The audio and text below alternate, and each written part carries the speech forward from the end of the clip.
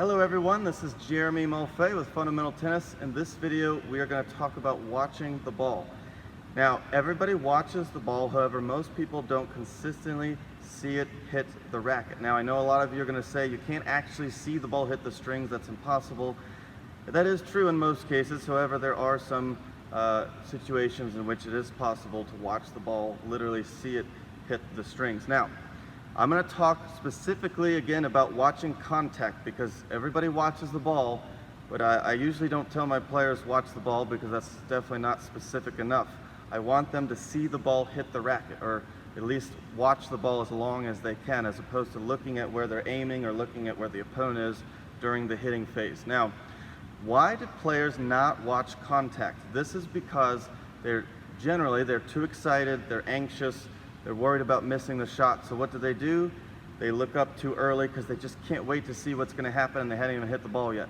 Now, as you probably know, if you don't watch the contact, you're much more likely to hit the ball off the side of the racket, which will, of course, make it the ball often go in totally different places, and you'll certainly lose a ton of power if you don't hit it clean.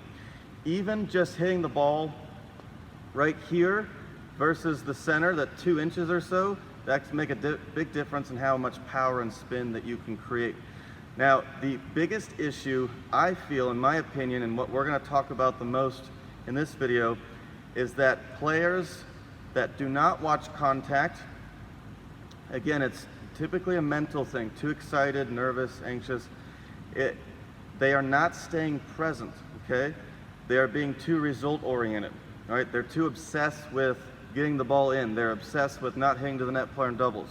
So in order to help your confidence, in order to help you hit higher quality shots and just simply get the ball in the court more often, hit the ball to your specific target more often, you need to stay present. Now, what staying present means, in my opinion, is watching contact. So I tell my players all the time, stay present, and they know exactly what that means. Now let me explain why it's so important to watch contact, or why it's so important to stay present. Watch closely my eyes, or at least my face, and where my face is looking, where my face is aligned in comparison to when I make contact. This is what I see all the time, and this is why players choke on that easy high volley put away or that high short ball approach shot. Because, watch my eyes in comparison to contact. I don't want to screw up, okay? So when you don't watch contact, that is the definition of choking, at least in my opinion. If you watch contact, that will help you to stay present. It'll help you to be more performance-oriented as opposed to being too result-oriented. If you are very result-oriented, that is like what everyone talks about in the books and the studies. We don't want to be result-oriented when it comes to tennis or really any sport or most anything in life. We want to be performance-oriented. For example, I want to focus on where I'm aiming. I want to focus on my tactics. Okay, so now if I watch contact, this is, I got this, okay? However, once again, not watching contact, watch my face compared to contact, I don't want to screw up, okay? This is a huge problem because you're simply not going to be a confident tennis player if you are not watching contact. So, for a while I thought to myself, players don't watch contact, again, because of a mental toughness issue. They're too excited, too anxious. How can I get players to be more present, to be more relaxed, to not be result-oriented? Well, here is a drill that's very simple, however, often not easy to do for players because they have such a habit and so much anxiety on the court that this is not an easy thing to do. So check out this drill. It is going to help you to stay present, make a habit of watching contact so you can play with more confidence when you play tennis, because confidence is maybe the most important thing in tennis. I always tell players, you will not play your best tennis every day, or you're not going to play better tennis every time you play tennis, but you will play the best tennis you can on that particular day if you are playing with confidence. And this drill will help with confidence. It'll help you hit the ball more cleanly. It'll help you stay present and not choke on the big moments in the match. So worst case scenario is you don't have access to a wall or a ball machine, you have nobody to play tennis with on that day.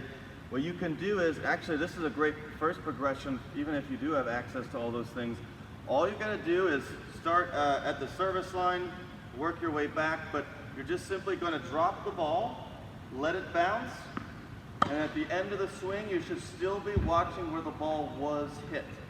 And generally, especially if you've been playing tennis for a while, you can tell if the ball went in or not without even looking. You can tell by the feel and even the peripheral vision. So once again, all you gotta do, put your hand out at about a 45-degree angle of comparison to the net, and you're just gonna drop the ball, let it bounce, make contact, and I like to have players watch where the ball was hit until they follow through. Okay, so once again, notice how I look at where it was hit. Now that I've followed through, now I can look at my target or look where the ball went. So let me show you a close-up so you can see my eyes a little better. So I watch the contact, I watch where it was hit, and then once I follow through, then I look up to see what happened, all right? So once again, this is so important, not just to get you to hit the ball in the strings more often, but to help you stay present, to help you with your confidence on the court. You're gonna feel better, you're gonna decrease that anxiety and the nerves when you're playing points, when you're in matches, when you're just playing tennis with a friend for fun. So we're going to watch some clips here of me hitting different strokes. Now, in real time, watching where the ball was hit until you follow through only takes about 1/10 of a second, so don't feel like it will rob your readiness for the next shot. Now, I've noticed that advanced players usually watch contact much better than lower level players, and a lot of that has to do with confidence. Now, one of my favorite sayings, I believe I heard it from Jamie Murray's coach, who was, I think still is, the coach of Jamie Murray, and that is Louis Caille. He said, "Intensity without tensity." I love saying that. That's so important. Now, these are my own words. Now, the key is to be intense, but also calm, as most people are missing the calmness part. Now, take a look here at every stroke I hit. Now, I did not, when doing these strokes, I was not thinking to watch the ball. This is actually some clips that I took from a previous videos that I've done. Notice how I'm watching contact, and I'm watching where the ball was hit. I'm watching where contact was until I follow through, whether it's a volley, a forehand, a backhand. This is my natural strokes. I'm not thinking I need to watch the ball after the hit. So remember, to play your best tennis, you want intensity without tensity. And watching contact or watching the ball longer will help you with your confidence. It will help you with this calmness, this confidence that you need to play great tennis. So, thank you so much for watching. This is Jeremy Mulfay with Fundamental Tennis.